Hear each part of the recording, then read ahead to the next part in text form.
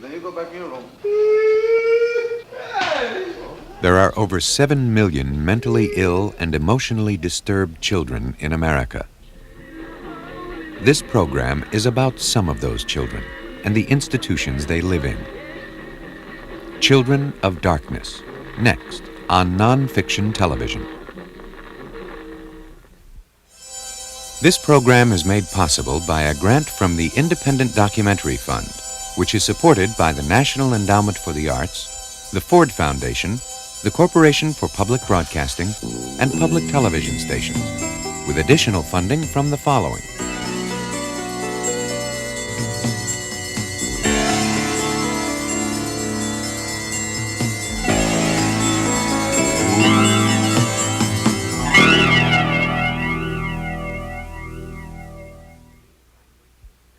This program contains language and sequences some viewers may find disturbing.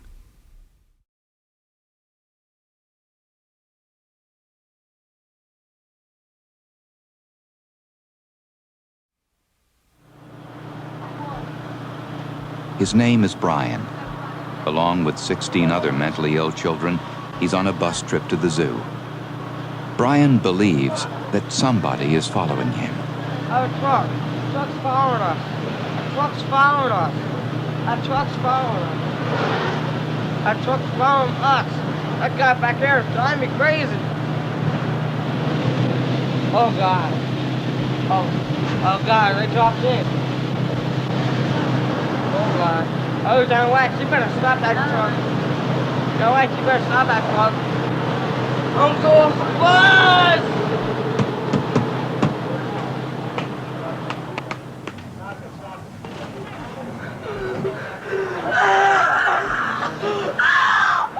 It's gonna kill my motherfucking dog, my dad! I'm gonna kill you!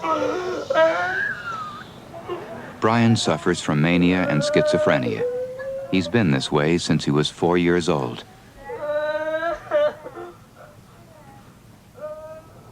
Brian lives here at Eastern State School and Hospital in Trevose, Pennsylvania. 160 children live with him. They're psychotic, schizophrenic. They suffer from organic brain damage and autism. Some are hyperactive, some totally withdrawn. Some are suicidal. I was trying to kill myself so I could be with my mother. That may be hard to understand, but I feel as though once you're dead, you'll be able to be with the other people that are also dead. I love her a lot. And I don't even know her, and that's what's so funny. Like, 'cause I was so young when she died, I don't even know what she looks like or anything. But I just wish she was alive. I have an identity problem. My mom died, my father took off on me, and it hurts.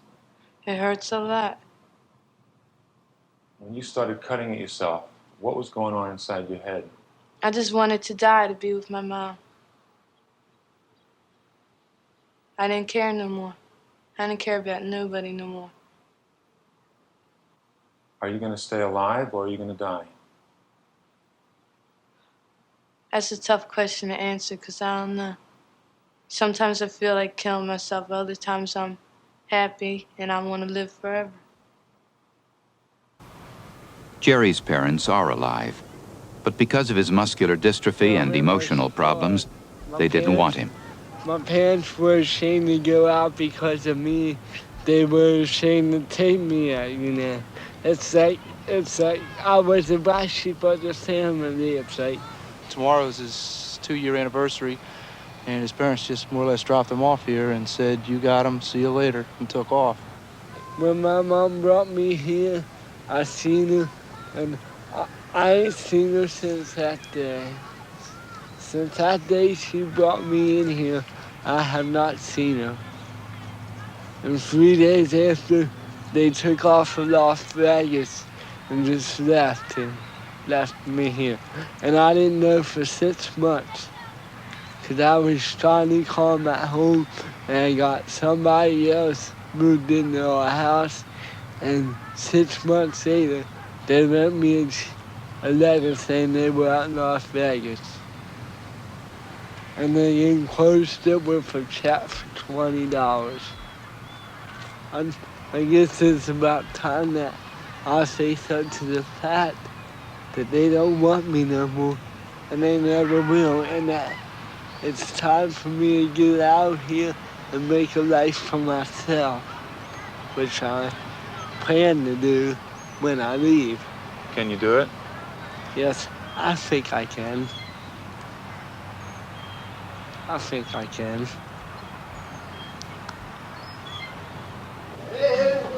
Many of the children at Eastern are chronically mentally ill. They'll never see what we see, hear what we hear, think in ways we do. How much lube you got in there, son? Brian McAnally has lived at the hospital for the last 4 years. Oh, it's me. I want to go swimming, that's what I want. Oh, wait. Yeah! Praise the Lord, Jesus. Praise the Lord. We're buddies, right? Thank you, everybody, for coming. Thank you. Praise the Lord. I want you to lay down, please, Brian. Come on, I want you to lay down, okay? Don't get me sweat. I'm not going to get you sweaty. I just want you to lay down. Lay down, Mark. Because I think you need to relax. Okay. You're a little bit upset, okay? Okay. All right, I'll be outside the door if you need me, okay? That's a dentist's office. It's a dentist's office. Hi, doctor. Do you know what's going on with him? What's the matter with him? You know what's going on? Not really. Brian is... It's kind of scary. It's falling, the cottage is falling down. Brian's a very psychotic young man, and Mark. so like I said, he was doing really, really well up until about a month or so ago, and he started just regressing, going completely the opposite way. It's like he's coming unglued, and he's hallucinating a lot more. He really has no sense of what reality really is. The other night he was in his room crying, and I knocked on the door to open up and said, "Brian, what are you crying about?" He said, "I got hit in the head." And I said, "You got hit in the head? Who hit you?" I got hit in the head. He said, "I was looking out the window and the sun hit me in the head." And he was like really upset all night about, looking out the window, getting hit in the head with the sun. He's having a really rough time. But tomorrow night we have a van ride, all right? And if you're good and if you feel better, maybe we'll take you out on the van ride. Okay. All right? You're gonna stay back with me, Brian. You're not gonna go to the canteen. Oh, no! You don't have any money, Brian. Brian? Settle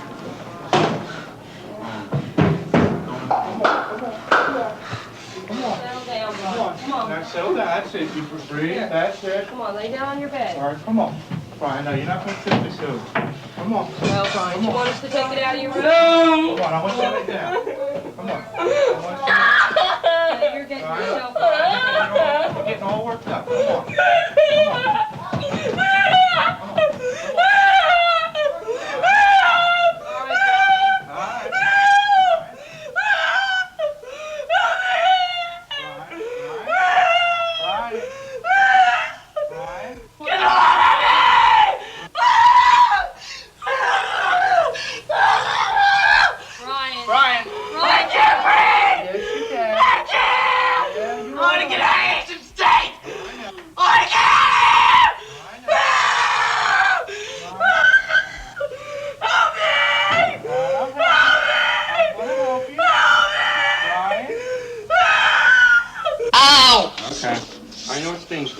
Okay, Doc. That's all right.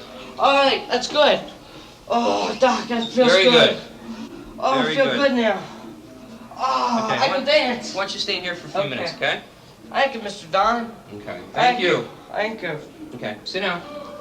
I'll call you Tank. I'll be back in a couple minutes. Okay, thank you. Thank you, Mr. Don. It's perfect.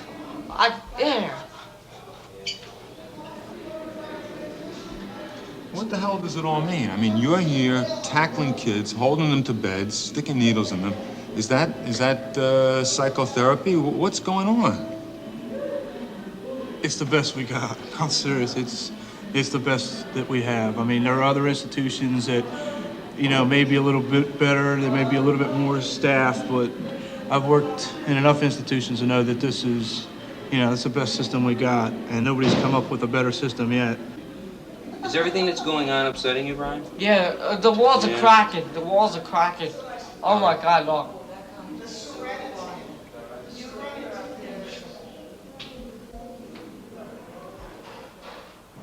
Raphael, walk with the group, please. Eastern State is the largest children's state psychiatric hospital in America. This year's budget is for $13.5 million. That's $84,000 per year per child. For this, each one gets food, medication, and a place to sleep. For those who could benefit from it, there is almost no one-to-one or any other form of psychotherapy. The major therapy at Eastern is drugs. Almost every child there gets some form of psychotropic medication. I'd like to go swimming. Medication that alters the brain's chemistry in an attempt to control psychotic behavior. Olivia Lakes. Olivia Lakes. He's a likable boy. He is mildly retarded. I'm not retarded. I'm retarded, Well, right? in the sense of the word. Retarded. Some is due to environmental conditions at home. Brian was a product, I think, of an unplanned pregnancy. He was abandoned by his mother. He's never seen her. You know. Father is very much involved, very loving, He's coming to pick very me up concerned today, as right? to what his future will be. Brian. All right, Brian. I look forward to every Sunday for Brian. It's my day. Sunday is my day. Sunday's the day Jim McAnally and his son have spent together for the past 4 years. It's the day Brian gets to go home. Most Sundays, Linda Nixon comes along too. She grew up next door to Brian, and he likes to think of her as his girlfriend. Mr. McAnally lost his leg in an automobile accident when he was 19. Now he's 70 years old and has had 2 serious strokes. When Brian's illness became too much for him to handle, Jim had to give him up to the hospital. But for the first 14 years of Brian's life, Jim raised him in this house in East Philadelphia. During the Depression, Jim earned a living selling bananas, oranges, and strawberries from a horse-drawn wagon. On the streets of Philadelphia, they called him the Huckster. Brian, sit down a minute. All right, come on. I'm going to do the Huckster for you. Okay. All sound, solid tomatoes, new white potatoes, hard heads of lettuce, fresh cabbage, string beans, bananas, 3 pounds for a quarter. Be right there, lady. Yeah. Remember Fritz ate your leg off? Yeah, I remember that too. So how Fritz ate your leg off? No, I was laying on the couch taking a nap. Yeah. What's going to happen to Brian when I die? I don't know what's going to happen. Who's going to go take Brian out on Sunday or a Saturday? Who's going to bring him home for the holidays and show him the love and care that I show him? Maybe that's one of the reasons I shower him with affection now. To try to give him everything that I possibly can now, knowing that when I'm gone, he won't get it. Yet, Brian is taken care of financially. He won't want, but he will want love and affection. He will want love and affection. Where is he going to get it? Where is he going to get it? It's like afraid. There's nothing wrong with Brian in my eyes. Hi, Grandpa. Nothing at all. He's just a normal person to me. See, other people think he's, there's something wrong with him. But in my eyes, there's nothing wrong with Brian. Dork wants to go in the camera, too. Too many people tease Brian now. Too many people do. And I don't like it. So I stick up for him. What can I do? I think a lot of Brian. A lot. I really do. I think a lot of Brian. A peaceful and happy life for Brian. That's all I can ask for. But God will see fit to take care of him, watch over him, and that he doesn't have any heartaches more than he has now. One day, if he's lucky, Brian may go to a group home for the mentally ill. But there are just 5 in all of Pennsylvania, with just 45 young people living in them. So it's more likely that when Brian's too old for Eastern, he'll be sent to an adult institution. The hardest part of my day is Sunday when I take him back to school. Knowing that I'm going home to an empty house when Brian should be with me. When Brian should be with me. And I have everything in Brian's room as if he's with me every day. When I go past that bed, I can picture Brian in it. When I'm going to bed at night, I can picture Brian in it. And it hurts. And it hurts. That's when I pray for him. You know where you're at now, Brian? Brian? What? Do you know where you're at now? School. That's right. And are you going to be good for Dad? Yeah. That's right. All right, let's go. Brian, come on. Kiss Linda. God love you. And don't you shake hands with Dad? Okay. I love you, Dad. I love you too, honey. I love you a lot. Okay. Good night. Good night, honey. I'm gonna walk him over, Jim. All right, honey. This is the hardest part of the day. Just bringing him back here, knowing that I won't see him till next week. There's no Brian in the bed upstairs. I can't tell you anymore.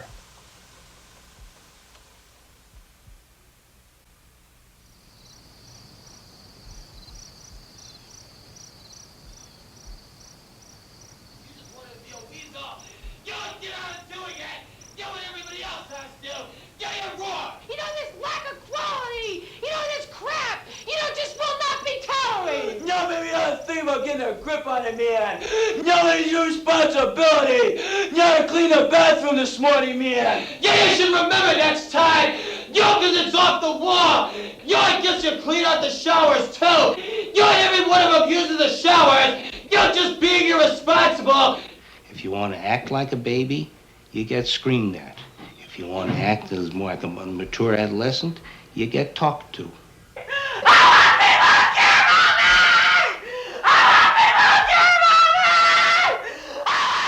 One of the things that we do here is we don't bullshit kids.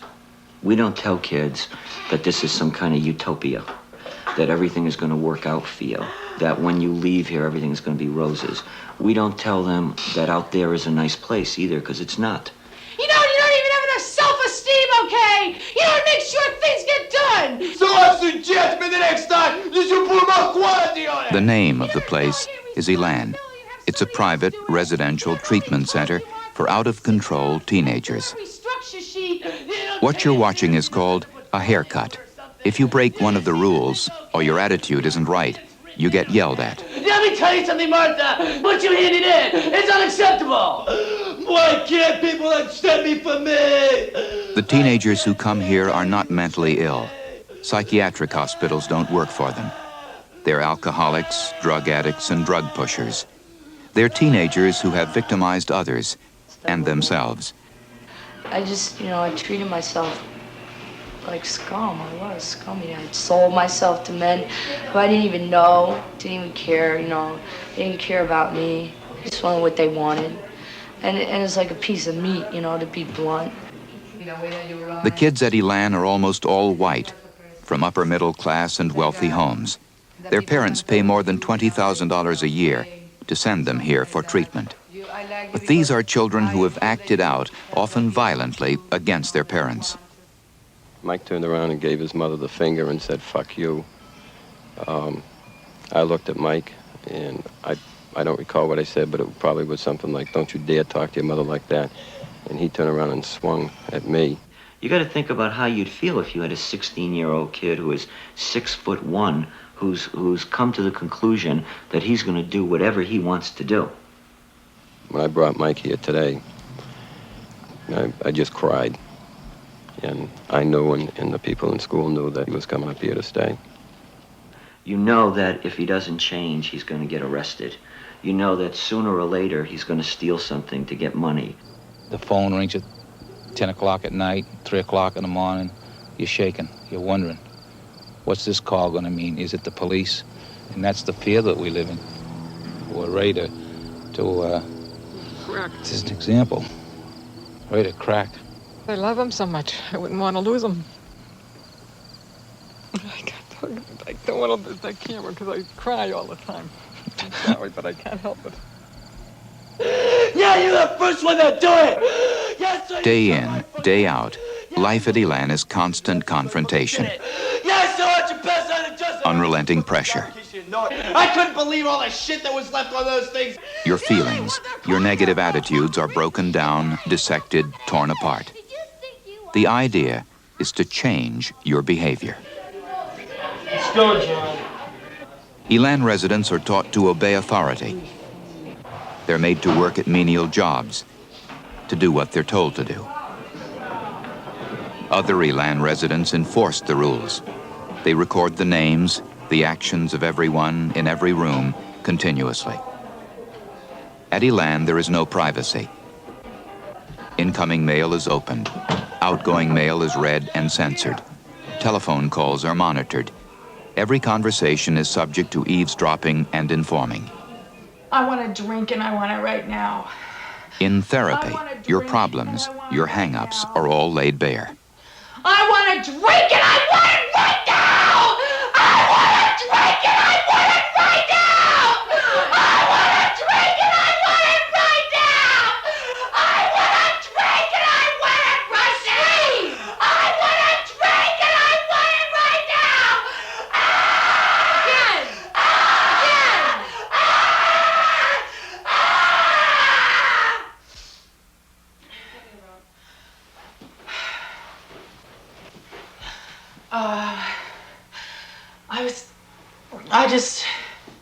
When I feel like that, it's like there's nothing holding me back. I'm so out of control that I can't stand it.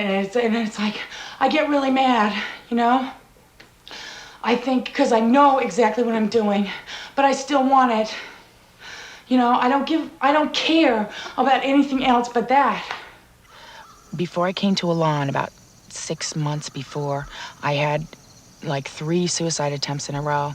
And it was in the back of my mind that, you know, if I drink again and if I go as far as I've gone before, I'm not going to be living anymore. Diane comes from a prominent Tucson family. She was a straight A student and won a scholarship to the University of Arizona. But drinking and drugs became problems she couldn't control. We're talking about attempting suicide by eating 15 pills of antabuse and then going out and having a glass of scotch. We're talking about waking up in the morning and just because you don't have booze, drinking shaving lotion, just to get alcohol out of it. Okay, we're talking about going into convulsions and going into seizures and going into blackouts that you almost never came out of. I was at the point where I was pretty wasted one night. And I went out and I got a butcher knife and, you know, started stabbing myself in my stomach, which partly because I wanted my father to, you know, come and say, it's okay, Diana, you know, you're going to be all right. You know, you're a very sick little girl. We'll take you to the hospital and, you know, sew you up. And I just wanted him to know that he loved me because I felt like he didn't. I felt like nobody did. You have to make the decision whether or not it's worth it for you to live. You have got to do it for yourself. I want you to think about the times that you could never sit somebody down and spill your guts out. And I want you to say, I'm lonely and it hurts me. Hold hands and think about that. I mean, let's get in touch with what you are. I'm lonely and it hurts me. Think about that, Diane. I'm Think about lonely that. Come on. and it hurts me. Think about what goes on inside. I'm lonely and it hurts me. Let's go. I'm lonely and it hurts me. Come on. I'm lonely and it hurts me! I'm lonely and it hurts me! I'm lonely and it hurts me! Tell us about it! I'm lonely and it hurts me! I'm lonely and it hurts me! I'm lonely and it hurts me! Get it all out. Why? When I say no, you drop your hands and you all say no. No. No. No. No. No. No. No. At Elan, you succeed and survive if you accept the program. If you don't, there are punishments. They're usually called learning experiences. Residents are made to wear signs for days, sometimes weeks, bluntly spelling out their problems and failures. Like what I do, If their behavior is deemed infantile, they're made to wear diapers over their clothes and to carry rattles. If they become hostile or act out, they're put into a ring. There they have to physically fight one Elan resident after another until they're beaten and give in to the group. We weren't permitted to film the ring and a lot more at Elan. We weren't supposed to film the boys you're looking at now. When they refused to participate in the Elan program, they were put in this dumpster filled with garbage. They've been living in it for 2 weeks. The boy outside the dumpster is guarding them. If they escape, he'll be put inside. Many Elan residents have tried to escape, but they've all failed. When they've managed to get off the grounds, trackers are sent out after them. When they caught this 15-year-old boy, he was put in a rabbit suit and leg shackles. Why did they put you in chains and in a rabbit suit? Because I ran away. When they put them on me, they told me, that they were going to be on me, until I left. It's been 2 weeks so far. What does it do? Okay, it humiliates him and it restricts his movement. He's run away from here 4 times, okay? He's run away from every place he's been before at least 17 or 18 times. I won't run away again. I told them that. I told them I won't run away again, but if they were going to put me in jail, they'd put me in jail. If they wouldn't, they'd have to make me walk around with shackles on. This boy's been in and out of juvenile detention centers for years and faced charges of breaking and entering and assault. For him, it was either Elan or jail. The kid has no idea what prison is like.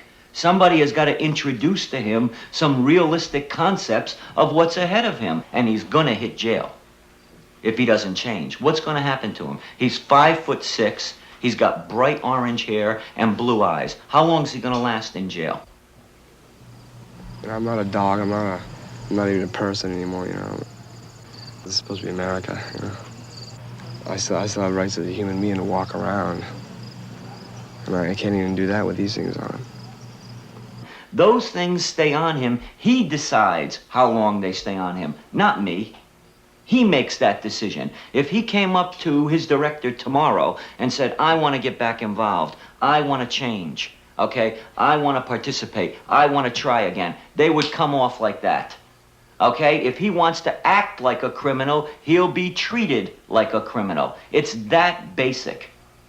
Now, if that is robbing him of his dignity and robbing him of his freedom, then yes, I'm guilty of it. Elan claims its graduates are now leading happy, productive lives, that they're staying in school, going to college and working, that drug use is way down, and criminal involvement cut by more than half. But parents of some former residents dispute these claims. When Rhode Island parents complained, the state investigated and found that of 117 former Elan residents from that state, 70 had been arrested, and that one is serving a life sentence for murder in South Carolina. Nevertheless, this year, parents from more than 22 states and 8 foreign countries will send 200 of their children to Elan for treatment. Yeah, you did it anyway! Yeah, because you just wanted to, man! Yeah, you don't really care! In the United States today, 5 million acutely mentally ill children need treatment of a very different kind. 500,000 are psychotic, 2 million schizophrenic. 1 in 5 suffers from depression. They need immediate psychiatric help, usually in hospitals. For most Americans, private psychiatric hospitalization isn't possible. The cost for one child can be as much as $120,000 a year. Medical insurance doesn't come close to paying for it. For poor, middle class, even well-to-do families with children in need of long-term care. After savings run out, there's usually just one place left to go: the state hospital. In our country, 20,000 children are admitted to them every year.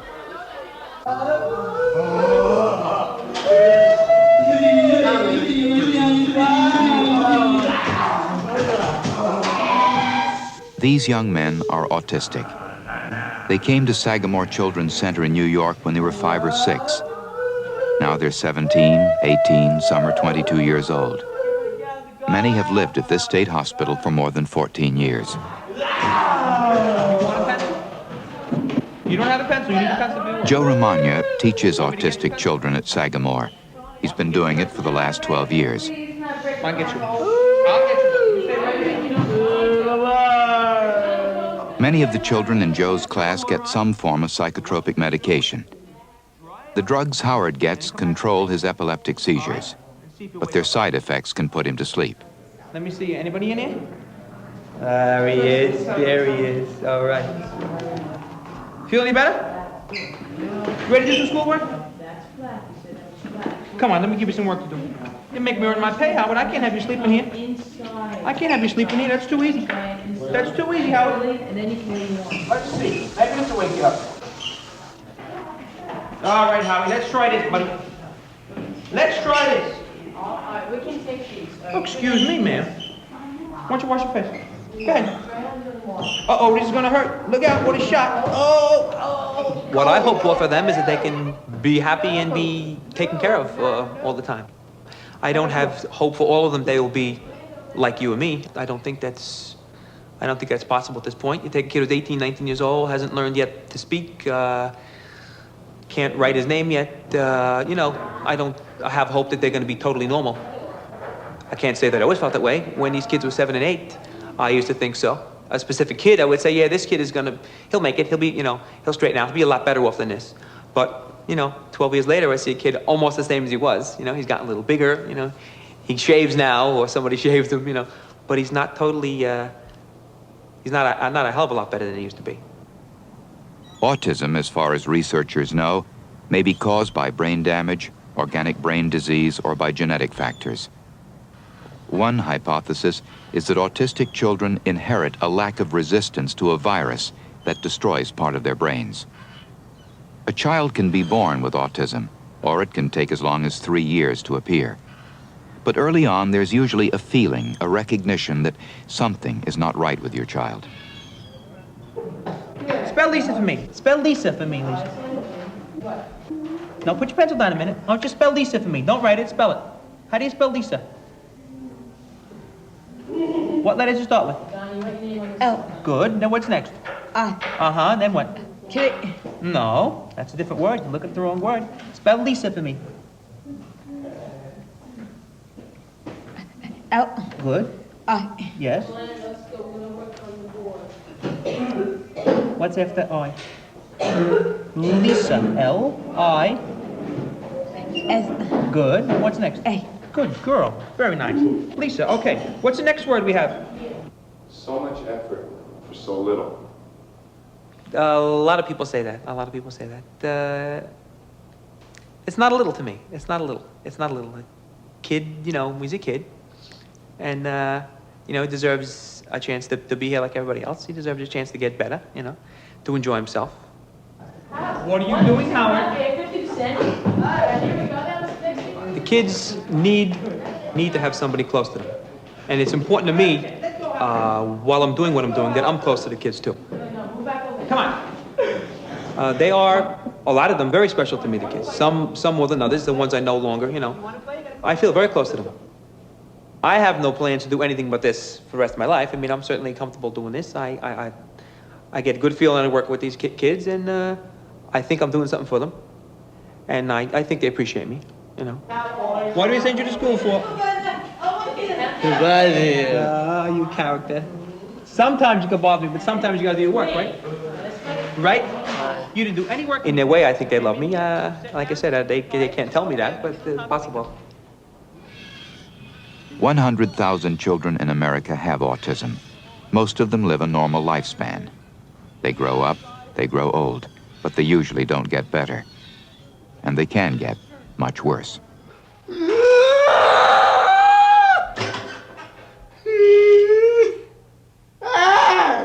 The boy's name is Billy Calhoun.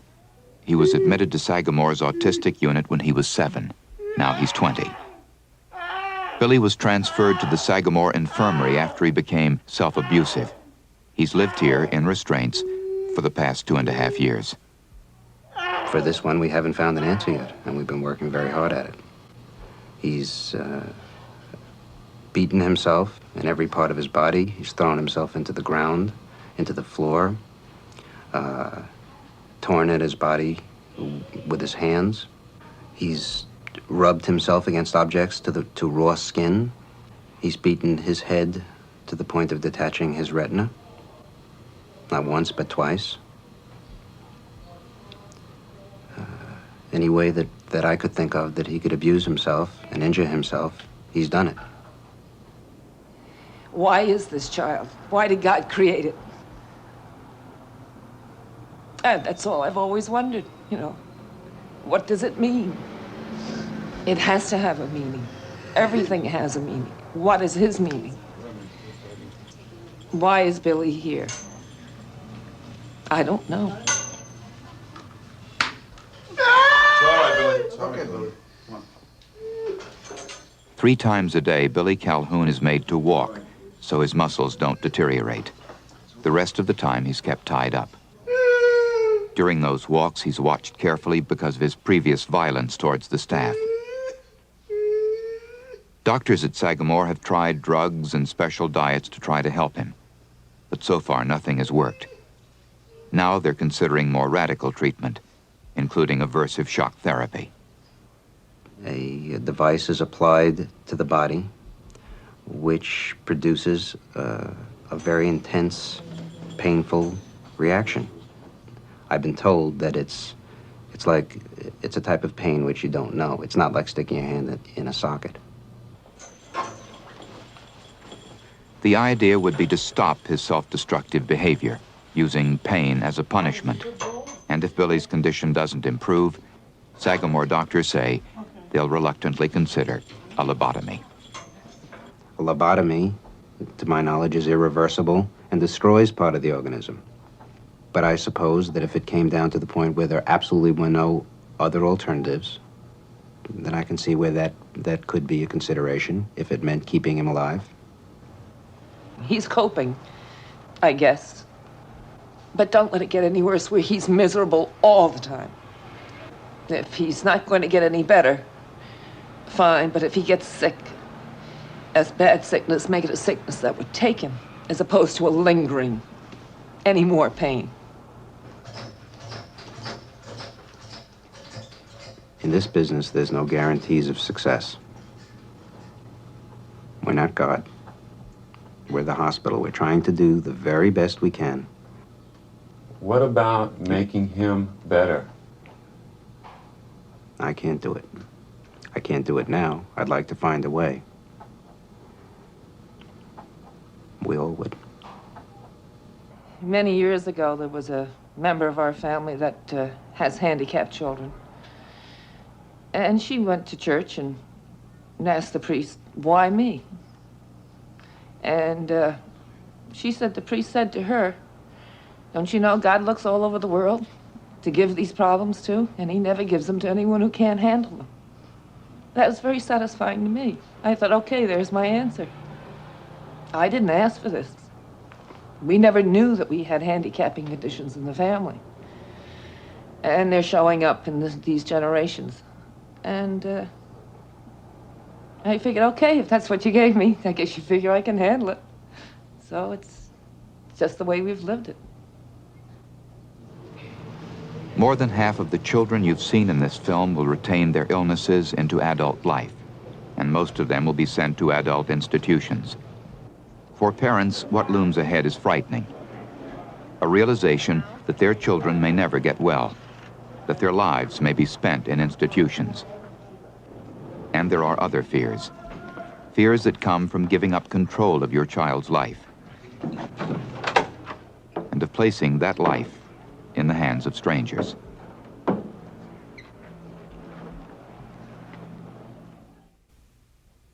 the United States, more than 500 mental patients, including teenagers and children, die each year in hospitals for reasons that are questionable or unexplained. 3 of those deaths, all involving young people, and all under strikingly similar circumstances, took place at South Beach Psychiatric Center in New York. August 13, 1979, Anthony Ruggieri, a severely depressed young man, was sent to South Beach by his parents. Within 10 days, Anthony Ruggieri was dead. October 10, 1980, 19-year-old Judy Singer arrives at South Beach. She dies 6 days later. At South Beach, both Judy and Anthony were tied down in straitjackets. Both of them were placed in seclusion rooms. Both were given massive amounts of psychotropic drugs. According to South Beach records, Anthony's order was for more than 8 times the maximum daily recommended dose. The doctor who ordered Anthony's medication and who supervised Judy Singer's treatment just before her death was Dr. Jonathan Kane, Chief of Service for the South Beach Intensive Care Unit. On that unit, South Beach patients told us that not only were drugs and straitjackets used to control patients, patients were also made to wear football helmets as a punishment if they talked too much, sometimes for days. One South Beach patient who was on the intensive care unit with Judy Singer remembers seeing her tied to a pole just before her death. She let us tape her voice in an isolated part of the hospital grounds on a windy day. She was sitting in a straitjacket tied off to the pole. She was crying for help, for help, for help. They didn't do nothing to her. She said she had to go to the bathroom. They wouldn't let her. And when she wanted to go to the bathroom, they wouldn't let her go. And she did it right there, you know, in her pants. It's terrible. She wanted to get out of the straitjacket. They said, sit still, or we're gonna put the helmet on your head. You know, the football helmet. It's not treatment. It sounds more like torture. To put them in the middle of a room, tie them to a post, and let them defecate on the floor. That's not treatment. I don't care what one's behavioral philosophy is. Clinical medical practice. Dr. Paul Casadante is clinical assistant professor of psychiatry and teaches at the New York University Medical School. What it shows is, as I say, at best, a carelessness. What it shows at worst is a perverse inconsideration of all of the good principles of medical practice that we all were taught. She wanted to get out of it. She was, you know, struggling, and she slided down on the floor, you know, so she started crying. You have to take her out of the straitjacket, I said, because she can't sit there. She's turning blue. But they wouldn't listen. 11 months after Judy Singer's death on his unit, Dr. Jonathan Kane was reassigned to treat patients in another part of the hospital. 2 years after Anthony Ruggieri's death and 10 months after Judy Singer's, 17-year-old Andrew Zamora was admitted to South Beach. He was agitated, withdrawn, suspicious. His diagnosis, acute paranoid disorder. At home, Andrew painted. He kept to himself. He wrote poetry and listened to music. But Andrew had problems connecting with people. He didn't seem to know how to fit in, and he believed people were going to hurt him. Andrew had been to South Beach before, and he was afraid to go back. Afraid of the drugs he was given, the spasms they caused in his arms and legs. He was afraid of being put in a straitjacket. But as he became more agitated, his parents reluctantly decided to admit him. For the 2 days that followed, the Zamoras were not allowed to speak to their son. They were not allowed to visit him. They were told nothing about his treatment. On the 3rd day, August 17th at 5 p.m., Dr. Jonathan Kane, who was the on-call psychiatrist for emergencies that day, went to a phone at South Beach and dialed the Zamoras' home number. I received a call from the hospital. They were sending a police car down to me. It was an emergency situation, and I got hysterical. And I said, what sort of an emergency situation? And Dr. Kane refused to tell me. He said, I want you to come down to the hospital, and I'll explain it to you then. We got there, and as soon as I got in, he said, I guess as you expected, Andrew is dead. I said, as I expected, I couldn't believe it. I said, how could my healthy child be dead? I said, you gave him something he shouldn't have received. What did you give him? He says, I don't know. I'll have to look up the medication. According to South Beach records, along with other drugs, Andrew was injected with Thorazine. His mother had warned the South Beach staff he'd been given it before and that its side effects were devastating. But he was injected with it anyway. Following that, he began biting his tongue and moaning. But hospital records show the staff believed he was faking a reaction to the drug, and a canvas bed net was thrown over him and tied down to the corners of his bed. I hate this thing that happened to my son, a healthy child, full of life, and I bring him then 2 days before, and now he's dead. We asked South Beach for an explanation. 3 young people enter the hospital, and within a few days, each of them is dead. But Dr. Lucy Ray Sarkis, director of South Beach, wouldn't answer our questions. The chief of the intensive care unit, Dr. Jonathan Kane, refused to be interviewed. The commissioner of mental health for New York State denied our request to film conditions at the hospital. And Sarah Connell, regional director for New York City, told us, quote, we don't have anything to say about South Beach and we're not going to. But there were people who worked there who did want to talk about South Beach. Anybody could die there. Anybody could come into an overcrowded, understaffed unit and react so badly that they could die. Anybody. People got medicated to the point that they became zombies. I remember seeing people drooling from the mouth, people unable to control urinary until they got to the bathroom or defecation, totally lost control of those muscles. I just questioned a lot of things going on. I mean, under the name of mental health, I felt the people who were labeled patients were used as experiments. They were like guinea pigs. On August 17th, Andrew Zamora was injected 3 times with Sorrental, a powerful psychotropic drug. One of Sorrental's side effects is to disrupt the body's ability to cool itself. Andrew was in a room where the air conditioner was turned off. The windows were sealed shut. Andrew was kept tied down as the heat in the heavy canvas bed net became unbearable. Just imagine what it's like, that you're sweating, that the heat is building up inside of that canvas bag, that there's very little means of your perspiring other than through your head. Imagine what it's like to be struggling against that. I'm angry. I'm angry because I think my son suffered, and it hurts me. I can't stand to think that somebody would treat somebody else like that. A good portion of the time I see them as potential sources of aggravation for me. There's nobody that I'm dealing with that I love. And just to be sure that I don't feel any sort of attachment like that, I just go to the opposite extreme. I still have a hard time seeing the people I'm dealing with as people. Andrew had no control over his tremors now, the muscle spasms. His eyes rolled back in his head. And now the staff had second thoughts about him faking a reaction to the drugs. So they gave him more medication to try to control the side effects. By that time, though, drugged and tied down, what had happened to Anthony Ruggieri and Judy Singer before was happening now to Andrew Zamora. And at 4:45 p.m., he was dead. If I said they killed him, would I be wrong? That indicates to me a deliberate attempt on the part of the staff. If I said they let him die, would I be wrong? That you would not be wrong. I tried for 8 years putting in reports about that place.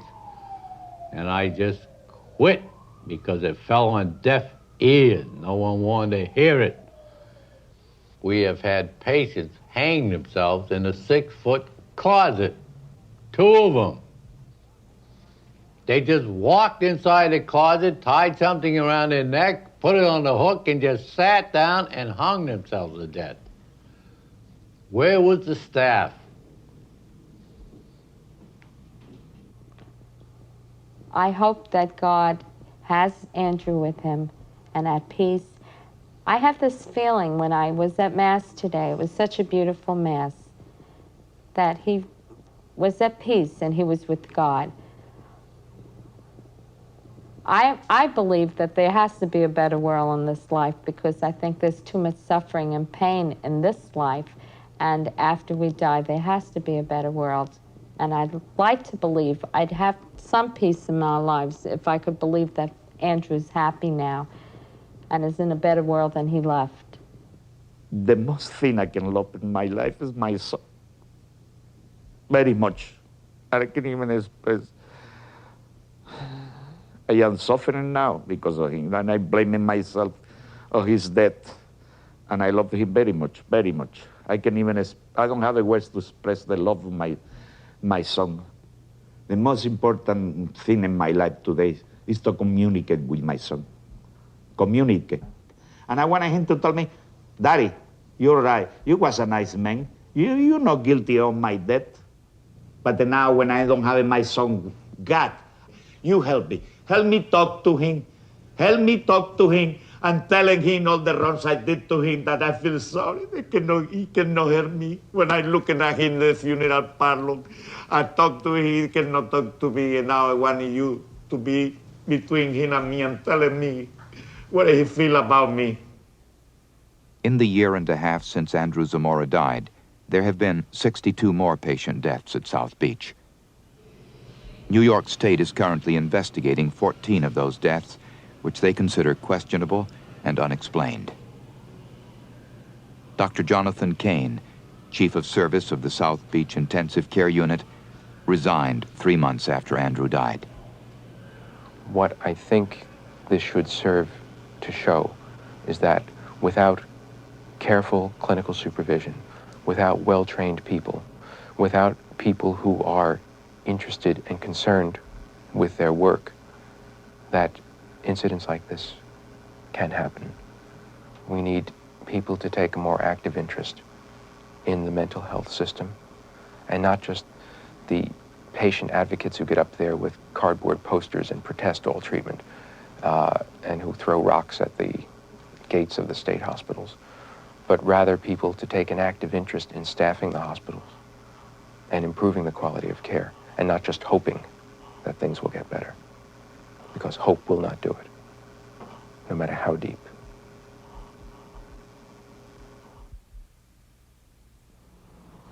Are you going to stay alive or are you going to die? That's a tough question to answer because I don't know. Sometimes I feel like killing myself, other times I'm happy and I want to live forever. Denise ran away from Eastern State Hospital just before her 18th birthday. Neither hospital officials or friends know where she is or what's happened to her. It's time for me to get out here and make a life for myself, which I plan to do when I leave. Can you do it? Yes, I think I can. I think I can. Jerry did leave Eastern State and is now living by himself in a small Pennsylvania town. So far, he's been unable to find a job, but he's determined to stay out of the hospital and to make it on his own. I'm going to do the huckster for you. Okay. All sound, solid tomatoes, new white potatoes, hard heads of lettuce, fresh cabbage, string beans, bananas, 3 pounds for a quarter. Be right there, lady. Yeah. Remember Fritz ate your leg off? Yeah, I remember that too. Brian McAnally is now 18 years old enough to be sent to an adult psychiatric hospital. But recently, he's been accepted by a new group home now under construction in Philadelphia. When Brian moves in, he'll live just 4 blocks away from his father's home. I'm lonely and it hurts me! Tell us about it! I'm lonely and it hurts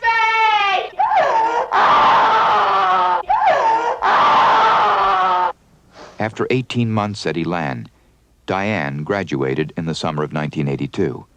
Now she works as a secretary and plans to go back to college. But when she's lonely or depressed, she still drinks. Why is this child? Why did God create it? And that's all I've always wondered, you know. Why is Billy here? I don't know. Billy Calhoun has not been given aversive shock therapy or a lobotomy. Although he still lives in the Sagamore Infirmary, now he's out of restraints 13 hours a day. For the past year, the Sagamore staff has worked intensely with Billy, rewarding him with praise and affection for not hurting himself. And his self-abusive behavior is almost gone. Billy's improved so much that now he's able to attend a special school with other children.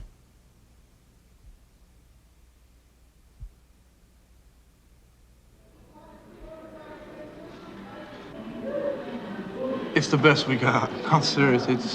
It's the best that we have. I mean, there are other institutions that, you know, may be a little bit better. There may be a little bit more staff, but I've worked in enough institutions to know that this is, you know, it's the best system we got, and nobody's come up with a better system yet. In this business, there's no guarantees of success. We're not God. We're the hospital. We're trying to do the very best we can. What I hope for them is that they can be happy and be taken care of all the time. I don't have hope for all of them they will be like you and me. I don't think that's possible at this point. You take a kid who's 18, 19 years old, hasn't learned yet to speak, can't write his name yet. You know, I have hope that they're going to be totally normal. I have no plans to do anything but this for the rest of my life. I mean, I'm certainly comfortable doing this. I get a good feeling when I work with these kids, and I think I'm doing something for them. And I think they appreciate me, you know.